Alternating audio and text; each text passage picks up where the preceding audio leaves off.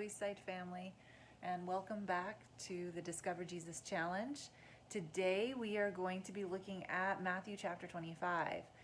For those of you who have been reading along with us, you'll probably notice that things are starting to get a little bit intense, and after this chapter, everything's going to really be blown wide open. So we're getting to a pretty exciting part of the book. But for this chapter, first of all, I want to just point you guys back to chapter 24 for just a second. Because at the beginning of chapter 24, we see that in verse 3, Jesus is on the Mount of Olives, and he's talking with his disciples privately.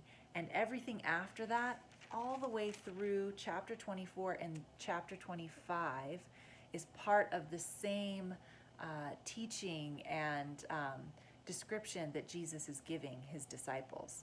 And that's important because chapter 25, it's talking a lot about final judgment.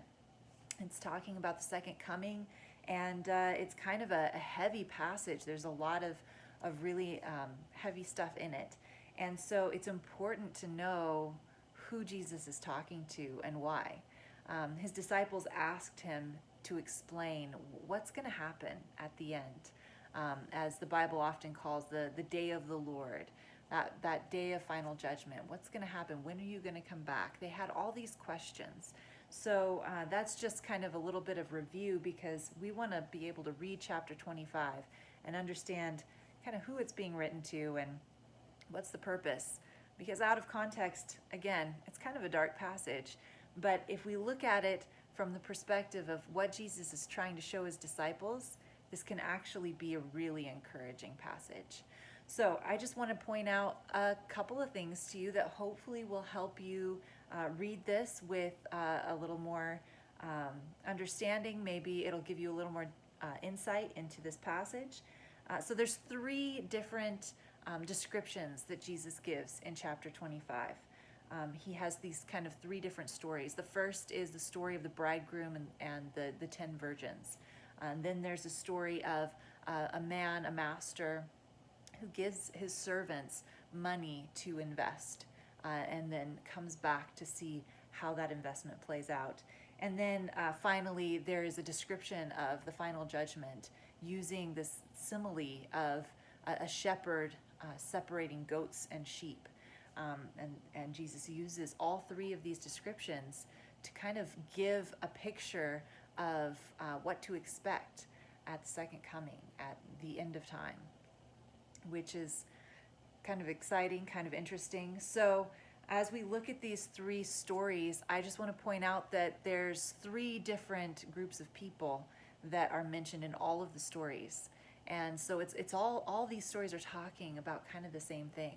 There's the group that is unprepared, the group that is not ready, the foolish virgins, the servants who do not invest wisely, and then the goats, the ones who do not love the poor and do not give and are not generous in this world. So there's that group, that's one group. And then there's the group who are prepared, the group who is living for the kingdom. The wise virgins that are waiting with oil in their lamps, the servants who are investing wisely, waiting for their master to come back, knowing that he will want to know how they spent that money wisely, and then the sheep, the ones who were watching for their master, the ones who were living in this world according to the kingdom of God with an eternal purpose. That's a huge part of what we see in this passage. And then, of course, the third player in all of these stories is the master himself, the bridegroom, the master, the Son of Man. He refers to himself as a shepherd in that third part. And this is the one we are waiting for. We're waiting for his return. And what we see here is that Jesus explains to his disciple that how you wait for the return of Christ is very important. How you live your life now is very important, but not because the contents of this life right now are the most important thing. You know, we're not living well now so that we can enjoy retirement, or so that we can have that perfect home or that perfect career, that perfect education. All of those things will fade away. But what Jesus really is reminding his disciples of here is that how you live your life now is for that eternity.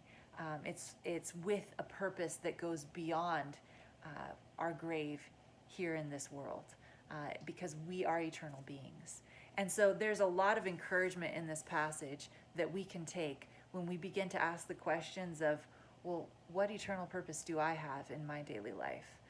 How am I living out my life day to day with that focus on eternity, focus on the kingdom of God?